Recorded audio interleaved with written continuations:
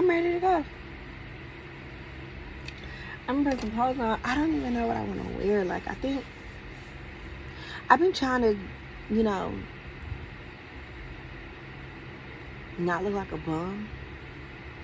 I did this whole, like, a year looking like a bum.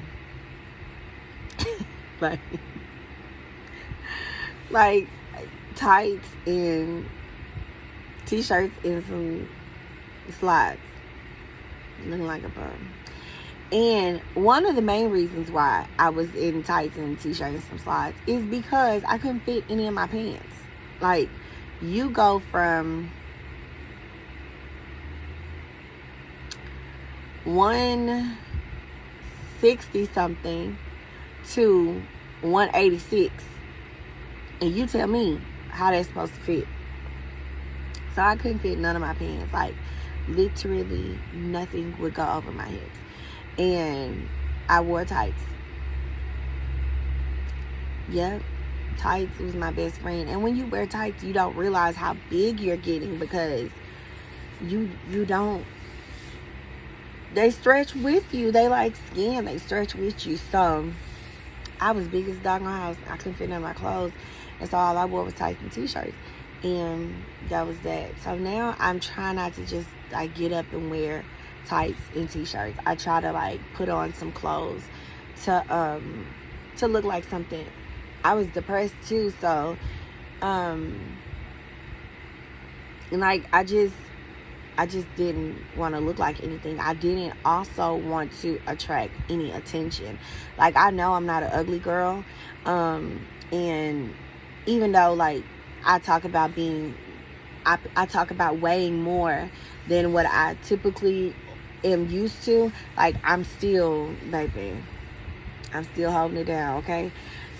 So it's like, I know that attention can be attracted, you know, and so like I didn't want to attract any unwanted attention, because I was still married up until September of last year. I technically was still married, and I still had hope for my marriage up until June of last year. So when you're hopeful for something, even it didn't matter what it looked like I still had hope, and I still believed God to work things out. And so I didn't want any attention. Like, I didn't want like guys looking at me. I didn't want people trying to talk to me, because you are lonely. Like, when you're separated from your spouse, when you're separated and you're trying to do the right thing, it is difficult, because you're used to being with a mate. You're used to having somebody, baby. You're used to being able to roll over and baby is there. You know, you're used to all these things. I'm just being real with y'all. You're used to all these things. And when you're separated and you're by yourself, like, you have to get used to sleeping alone. You have to get used to eating alone. You have to get used to being alone. You have to get used to doing life by yourself. And in the aspect of like not having your husband or your wife. So for the men having their wife, for the women having their husbands. When you walk in a separated place, like, you're still married, it's like you're in limbo, because you're married but you're single. And that's what it was for me. And I didn't want anybody coming in to that space, and I didn't want to succumb to, you know, the negative aspects of being in that space. Like, it's lonely in separation, you know, especially when you are separated with a person, from a person who is not acting like they're still married. And so you can say, Sharita, well, why was you still, why did you stay, and this and that and the third? And it's like, well, I didn't ever want to be separated. Like, I didn't ever want to be in that place. Like, I got thrown in that place, and I didn't want to just give up on my marriage. Like, I never wanted to be married more than one time. I never wanted to be divorced. I never wanted to have to go through and experience that. But I got put there. Like, I got placed there, and I was just like, you know, Lord, I know I have a choice. I have a choice. Biblically, you have a choice. If your spouse commits infidelity, like, you have a choice to reconcile, or you have the freedom to leave. And at the time, when everything happened, I sat down and I thought about, like, this was the person that I imagined my life with. Like, this is the person I imagined dying with. I never would have married him if I didn't think that I wanted to be with him for the rest of my life. And so when there were points where pride, in the beginning, pride was like, oh, baby, bye. And then when people start talking to me about reconciliation, and it was before it got as bad as it was. Like, my pride was like on 10 before it got this bad. It wasn't like, it didn't get bad until, like, I made up my mind, like, I wasn't gonna leave.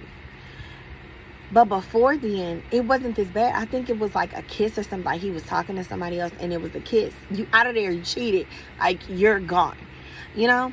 And then I had, started getting talked to about reconciliation. And I was just like, okay, let me think about it. And then I started really thinking about it. And I was just like, I really do love him. Like, I really did, say for better, for worse. And I don't know what for worse looks like, but I said that I would, and I just didn't want to be like, my marriage fell for the lack of trying. Now, I done put all this little concealer on and I'm not about to cry it off. Because it's sensitive, and, I'm 4 or 5 months out of being divorced. And so it's still, it's still sensitive, but it's like, when God looked back and when God looked down, or when God was going to judge me at the end, when it was all said and done, bro, I just did my makeup. I didn't want him to be like, no, you could have did more. Because I knew, like, in the beginning, it was from a prideful place. Like, I'm just being honest. Like, and you're not supposed to walk in pride, Walking in God, you're not supposed to walk in pride. But it was from a prideful place. Like, my pride was hurt. Like, how dare you cheat on me? Like, bro, I'm carrying this relationship. How dare you cheat on me? Like, you wouldn't have nothing that you have. And I'm not saying, like, we had everything, but I'm just saying, like, from where you came from, you wouldn't have nothing that you have without me. How dare you cheat on me? You treat me like I'm an ugly girl. Like, no shade to the, Anywho, everybody is beautiful. We are all created in God's image. Sorry. Yeah. So, I just didn't want God to be like, you didn't try and your pride did it. And I used to always say, pride don't matter, it matters to the heart. Like, when the love is involved, pride should matter in love. Your pride should matter in love. And I didn't want to do that. Like, I look back over my mom's relationship, like, God rest her soul. And there was a particular relationship that she was in where she loved that person and that person loved her. And they were perfect for one another. And because of what other people thought and what it looked like and things like that, she left that relationship, and she never bounced back from that. And so, I'm not gonna lie, like, when you're you have this idea, like, I held on to that thought of forever with my ex-husband since I was a child. Like, I just knew we was dying together. Baby, you couldn't tell me nothing different. Like, I was even, like, in a relationship for years, and that person wanted to marry me, and I was just like, I'll marry you. But I know, like, you either gonna, in my mind, logically, I know this don't make sense, but I was like, because I really don't believe in divorce. I was like, you either gonna, like, die, and then I can spend, like, my last 20 years of life with my ex-husband.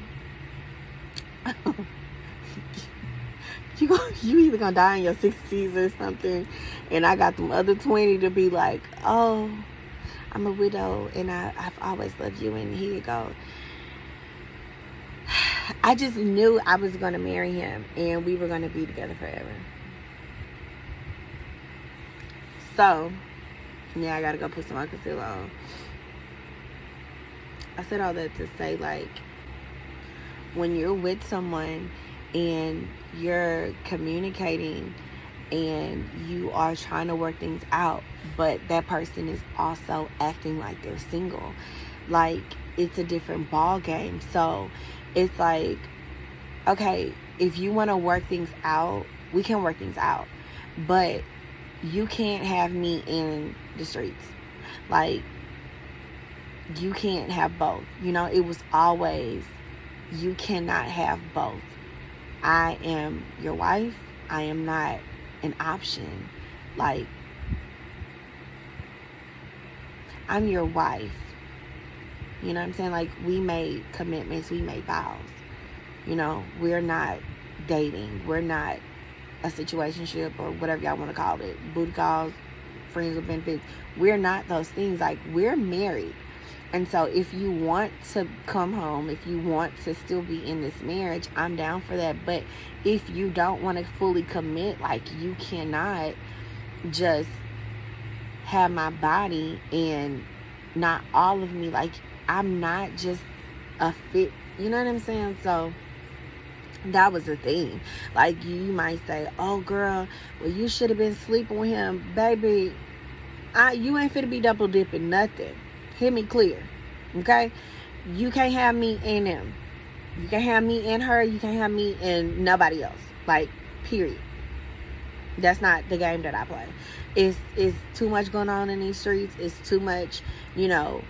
It's too much. So you can't do that. And you can't just sleep with me. Like, no.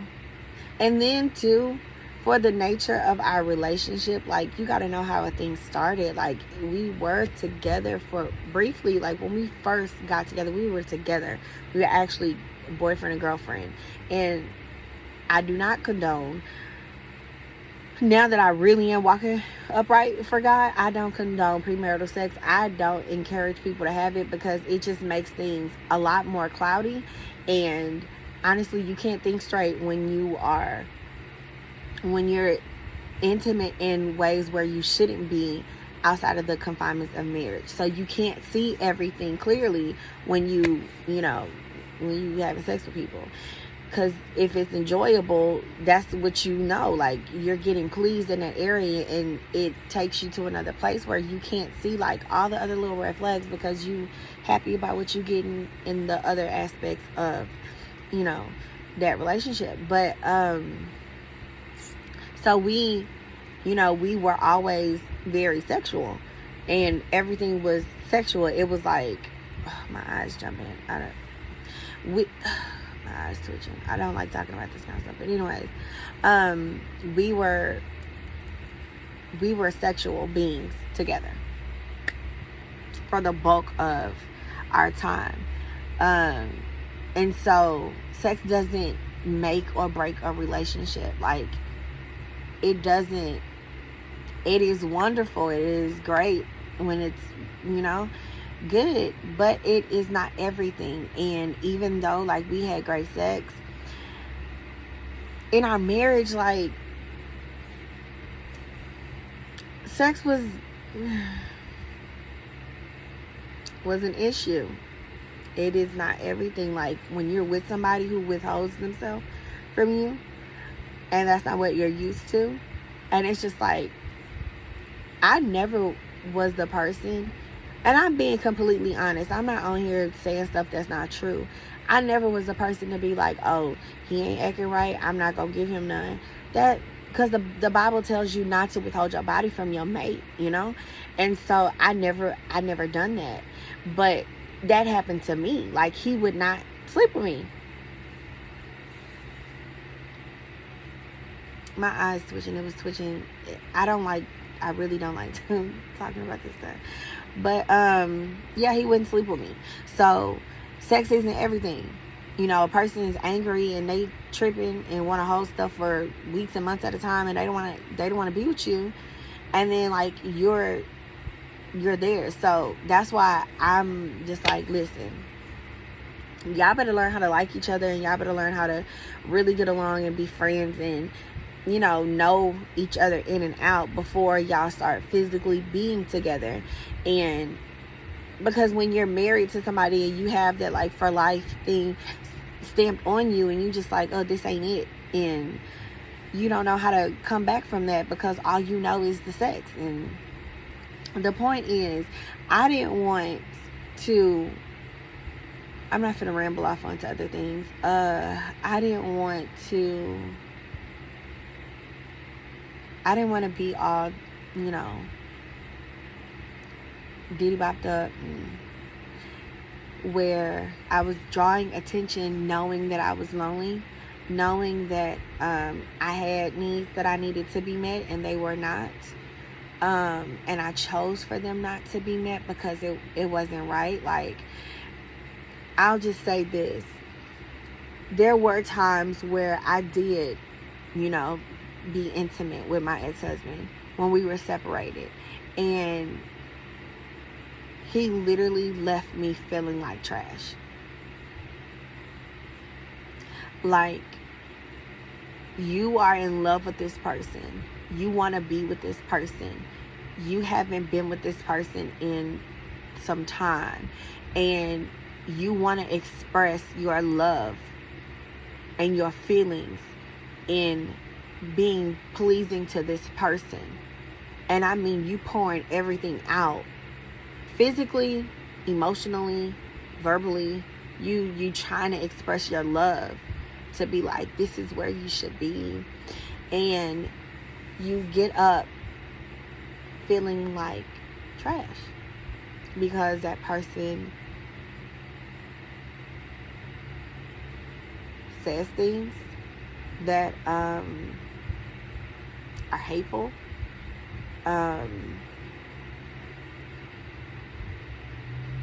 makes you feel like an option,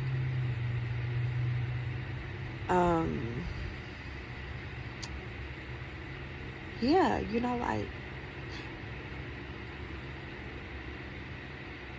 yeah. So you don't want to experience that. And then you get like, oh, you're his wife, you're supposed to fulfill those obligations. Like, I'm seriously gonna say this, and I don't care who feels the type of way about it, but this is the truth of the matter. You cannot be expecting somebody to fulfill obligations as a spouse when you are trying to not be their spouse. Like, I'm going to say that one more time. Don't expect me to be your wife when you actively trying to divorce me. My eye is twitching, y'all, because this stuff is hard to talk about. It is hard to let people in these spaces because it was like so much. And I don't want to cry about this mess. My eyes are glossy, but I'm not going to cry. But, you can't ask me to be your wife when you're trying to rid me of being your wife. You cannot ask me for things that a wife is supposed to provide, whether it be my body, whether it be support, whether it be whatever, you know, a wife, the helpmate. You can't ask me to be the helpmate and try to get rid of the help at the same time. Like, that doesn't work. In the moment that it clicked for me, it was just like, no, I don't have to do anything. You're not finna play me with why, like, literally, I swear to y'all, I'm not making this up. There was this one time, like, we met up. Now, as a friend, I'm down for whatever. Like, you want to talk? We can talk as friends. Like, you don't want me to be your wife, that's fine. I was in a place where, like, okay, you know, if this isn't going to be, like, we could be friends or whatever, you know, I'm cool with that. Like, you don't want to be with me, that's fine. Before it got ugly, before like all the real shady stuff started happening, then, like, I was cool with, like, being, like, we could still be friends because we've known each other our whole lives. We're family, you know, we have relationships with mutual people. It don't have to be ugly like that. I'm not that type of person. I don't want to be, at least. So it was whatever. If you call me as a friend, it's nothing for me to do anything for you. It's nothing for me to be there for you. It's nothing for me to be an ear. If I have, you know, something you need, I don't mind helping you. But you're not finna play me and you're not finna use me. That was the problem. Never called me as a friend. You always called me when you were in need, and you always were on some usury or some trickery type stuff. Never anything else. Like, you want the benefits of Sharita, but you don't want to be with Sharita. You want Sharita body, you want Sharita money, you want Sharita everything else, but you don't want Sharita. You just want the benefits. You can't have that. So it's like, no. We met up because he needed a ride, and I was like, I ain't got nothing to do today. I can take you. Okay. We went. I picked him up. We went to go eat, and then he wanted to get sexual. First of all, why? This is supposed to be me picking you up, taking you for a ride. Not that kind of ride. Taking you home from work. Like, you know?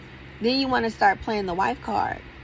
Like, he tried to touch me. And the reason why I'm telling this story, because it ties into what I was talking about previously. So, briefly in 2018, when we had got back together, I was going through, like, all of my laser stuff.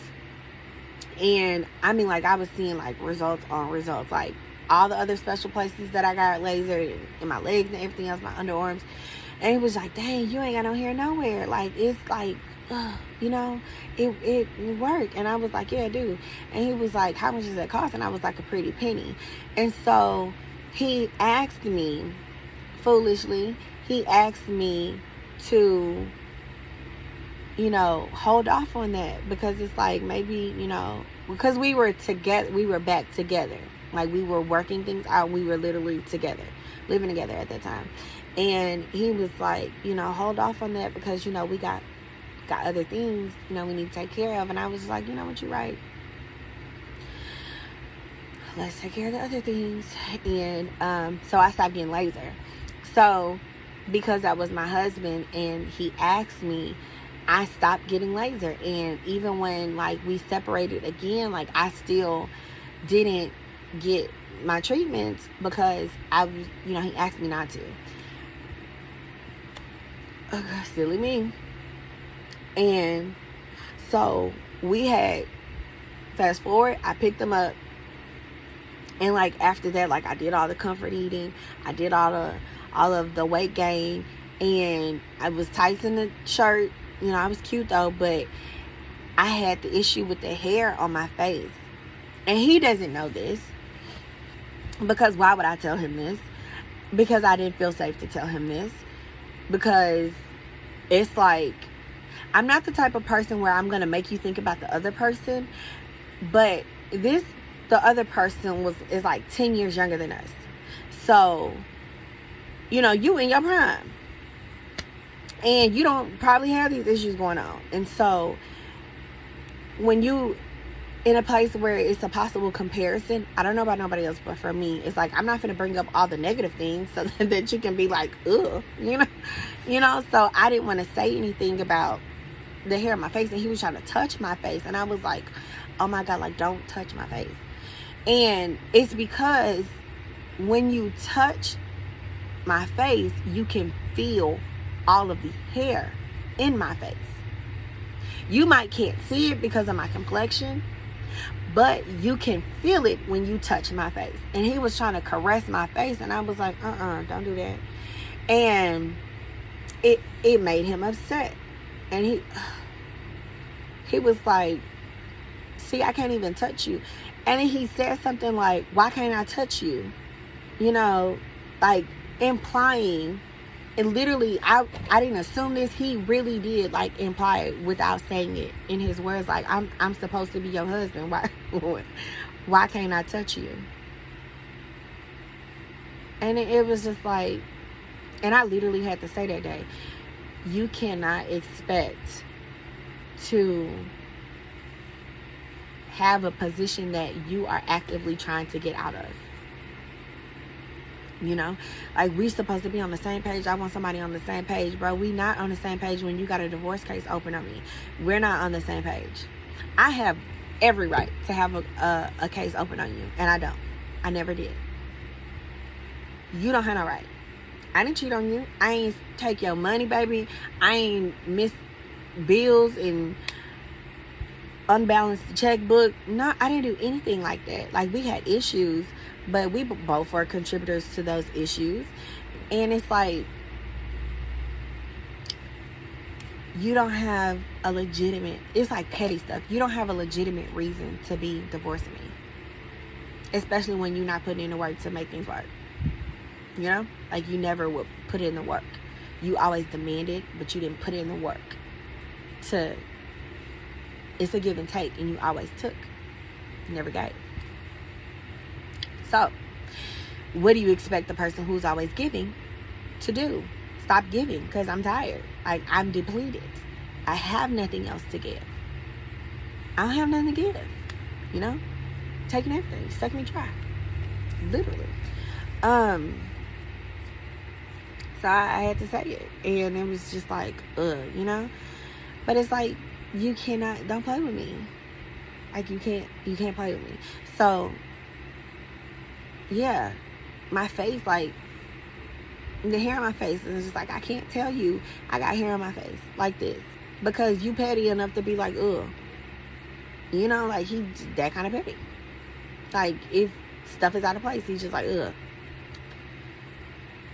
I didn't want him touching my face because of the laser. Hair removal not being present, and all of the hair being present.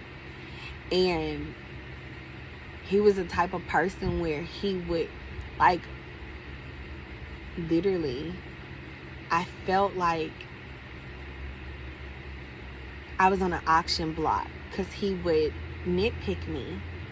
He, like, would grab my fat rolls, and you know what I'm saying, like, I guess to gauge how big I've gotten or something like that. I don't know. But that kind of stuff is the reason why I didn't feel comfortable to be like, hey, you know, like, just touch all this hair in my face.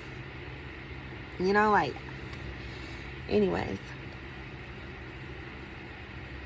I didn't want to have unnecessary, unwanted attention. Because, contrary to what some people may believe, I'm really out here trying to live for God, y'all. And even down to my body. People be like, oh, you got needs. The devil is a lie. Self-control. Self-control. Because outside of, and I used to tell my ex-husband this, I was like, you know, you want to be single, but you want to do married things. But you got a whole wife that you don't want to do married things with. That you don't want to be married to, rather. And I was like, you know, like, outside of this, you know, like, since you claim, I'm sorry, I had the wife. Since you claim to be a believer, love the Lord, you living for God, and I'm putting strong quotes. You claiming you love and you living for God, but your lifestyle don't show nothing. It don't reflect nothing. And I'm not talking about people who, you know, I'm not trying to come from a judgmental place, from that kind of place. But the Bible, as a believer, you have a right to judge according to God's standard. And you're not living for God. So how can you be running around here talking about you love the Lord and you living for God and you ain't really living for God? Like, don't tell me you living for God when you're not, you know? So, I was like, you know, you can't, if you living for God, you know, like, you can't be out here in other relationships. Like, even if you divorce me, you do realize that you abstinence has to be your portion as a believer. Like, you do understand that, right? And so that issue needs to be dealt with, even in our marriage and outside of our marriage. Like, your issue has to be dealt with. You have to handle it, you know? And so I was like, you cheating on me is wrong, but you fornicating is also wrong. You committing adultery is wrong, and you fornicating is also wrong. It's all wrong. So what are you doing, you know? And not to say that that's the only reason why you would bait somebody into staying with you, but I'm just saying, like, what are your reasons for leaving if you want to have somebody to fulfill a wife role, but you don't want to be married? Does that make any sense? And you have a wife. Like, I don't get it. But I didn't want anybody to fulfill that space. And I still don't want anybody to fulfill that space. I'm not saying like his place. I'm saying like, you're not my husband, so I cannot be intimate with you. You know what I mean? Like, I can't be. You don't want to be my husband, so why would I continue to be intimate with you? It's just a realization that you have to come to. If you're saying that you're going to be walking with God, like, you have to have self-control. And so, like I was saying previously, you know, my next blog is about, you know, my journey to purity. But yeah, like, I couldn't comfortably say, you know, hey, I'm having issues with facial hair, or I'm having issues with this, or I'm having issues with that, because I got a little teeny bopper running behind me, and that's who you compare me to. As if, you know, I always think to myself, like, I honest to God wonder, could anybody else live through what I lived through with him? Would anybody else deal with what I dealt with him? I don't ever want to do it again, but I'm just saying, like, y'all, I swear my eyes twitching. It's hard. It's very hard to talk about this. It's hard to, like, talk about these things. It's very hard. So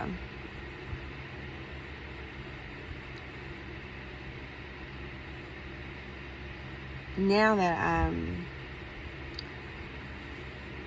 not trying to honor somebody else's wishes, I've jumped back into laser,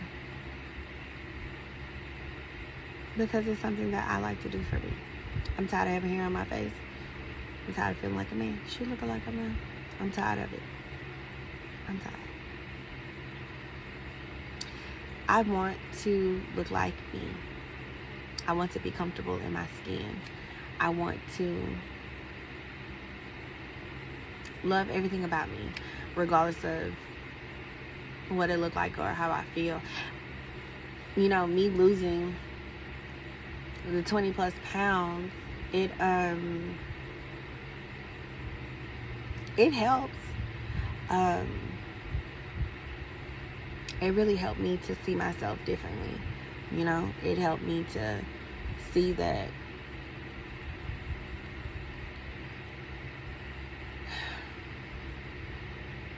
your girl still, she's still, you know, she's still good. She still got it.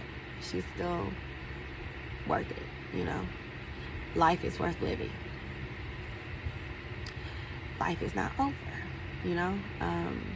It's just that part of my life is over. I like that. Life is not over, just that part. And it's okay. It's okay. I'll be okay. I'm learning to release things. Like, as I never want to, like,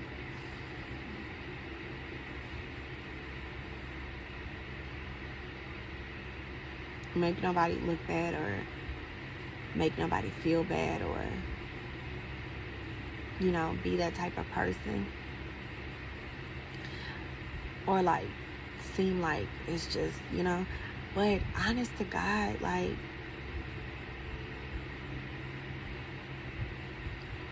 if it sound bad, it's because it was. And I lived it by myself. Like, my sister-in-law knows about it.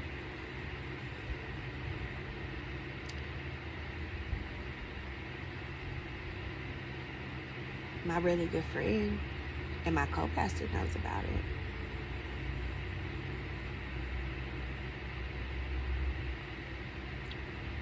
Like, somebody had to be a witness, because I'm not crazy, you know.